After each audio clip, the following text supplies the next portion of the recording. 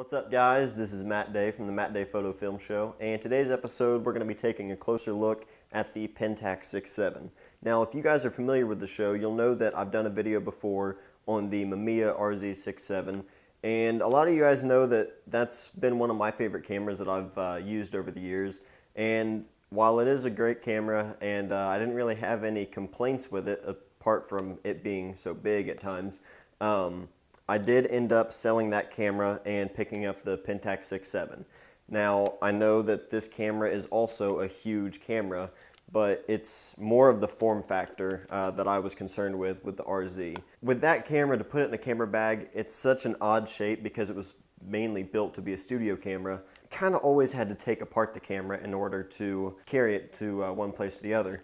But with the Pentax, it's essentially just a 35mm SLR that's been oversized. I mean, it's a huge camera, and it really, you can tell by the weight of it, but it fits, you know, proportionally like a normal SLR would in a camera bag. So for me, that made a big difference in terms of just usability. It didn't seem like a pain to carry this around as sometimes the RZ did. Not the weight, just like I said, the form factor. But also I was always intrigued by this camera and wanted to try it out. I had friends of mine who had been telling me for probably over a year that I needed to pick one of these up and give it a shot, and I'm happy that I finally did, and I probably should have done it sooner. But yeah, like I said, I ended up leaving the RZ6.7, picking this up, and I don't regret it one bit. The RZ6.7 is a great camera. There's going to be plenty of times where I'll miss that camera because it was such a fun one to use. But for me, I do think that the Pentax is a better fit, at least for right now. Who knows, in a few months I could easily find something else. Like I said, I go through cameras pretty quickly, but that's part of the fun of shooting film in my opinion. So anyway, we'll go ahead and go over some of the basic features of the Pentax 6.7. This is the 105mm 2.4 lens, which is a pretty fast lens for medium format, especially 6x7. Usually you see them go to 2.8. This lens is the only lens that I own for this camera, and this is the whole reason that I was really intrigued to try out a Pentax 6.7, is just because of this lens. It has a really unique look to it, almost large format like whenever you're comparing it to other medium format lenses. There's just some sort of depth to it that I really like, and obviously that's because of, you know, shooting at f2.4. It's really shallow on a 6x7 negative, but it's just a great lens. I've been using this for portraits, and it seems to be a good focal length. The 105 equivalent it's you know, one of your normal lenses on a 6x7. Another great lens I've wanted to try out is the 165 2.8. I've heard that would be great for portraits. A lot of people complain about the lack of close focusing with the lens like this, but some friends of mine have recommended the 75mm f2.8 AL, I believe is the version that they're talking about, and it's the one where you can actually focus a lot closer with that lens than you can with the other Pentax 6.7 lenses. But like I said, this is the only lens I know, or the only lens that I own, and I don't really know much about those other lenses. So if you guys are interested in learning about other lenses, there's plenty of information out there. But this is the lens I use on the camera, and so far I don't have any complaints with it. Let's see. Like I was saying earlier, the form factor of the camera, it's pretty similar to just about any 35mm SLR you've used. The back swings open, and I'll show you that here in a minute. Right here you've got your lock. You can lock it like this, so that way you can't shoot, or you can unlock it, and that'll actually let you shoot. But I do have a Artisan Obscura wooden soft shutter release on here.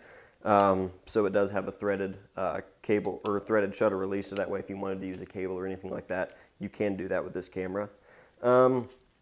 Just like any 35mm SLR really, you wind it just like that, and that's going to cock the shutter and also advance the film.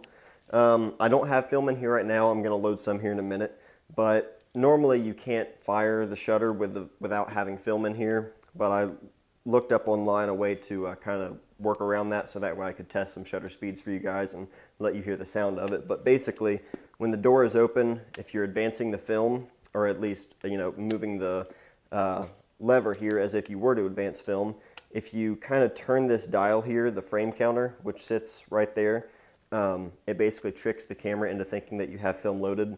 So that's how I'm doing this without film. For anybody wondering, that's how you do it. But yeah, so you've got shutter speeds from 1 second, or bulb if you want to do long exposures. But bulb all the way up to 1/1000th of a second. So I'll go ahead and you know, do a shutter speed here, or let you guys hear the sound of the shutter, and because this is definitely one that people like to hear. So it's pretty noticeable shutter sound. It's definitely not quiet, but that's to be expected with a mirror as big as a, you know, a 6x7 camera is going to have. Just so you can hear it again. Yeah, it's I like it. I like the sound of the camera.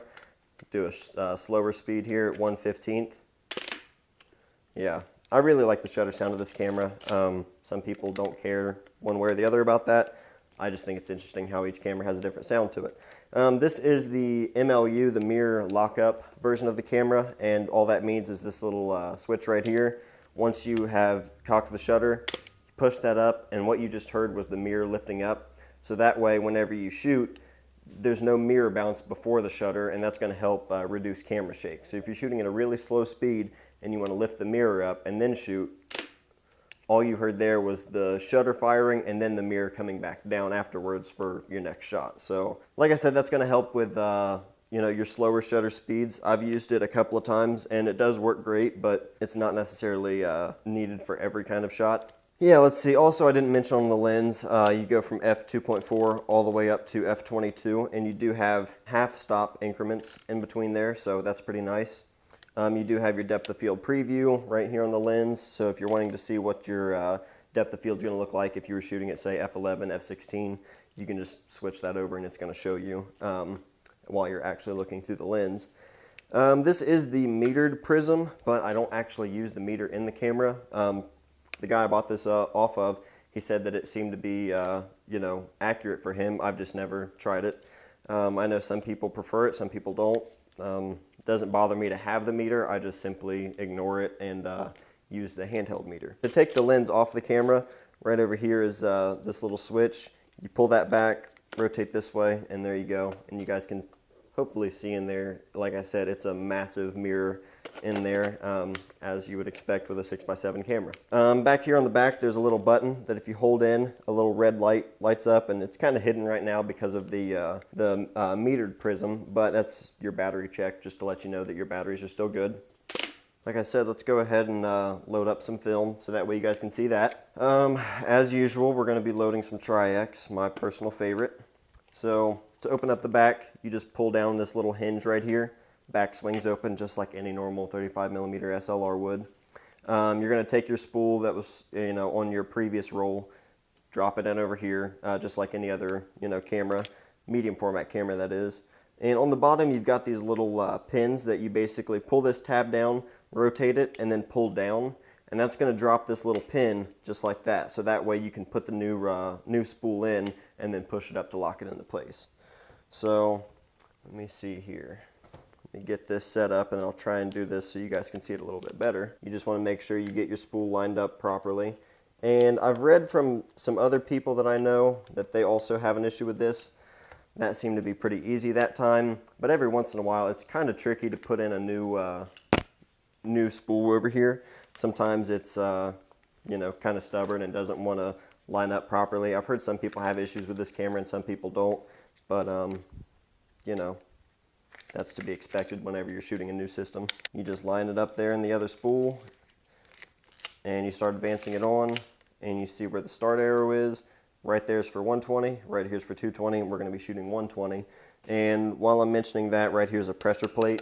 So if you're shooting 220, you're going to push down, slide it over. If you're shooting 120 to the left, just like that, really simple. Close it up and then you just advance until you're ready to go, and I always lock it just to be safe. But yeah, so that's how you load the camera.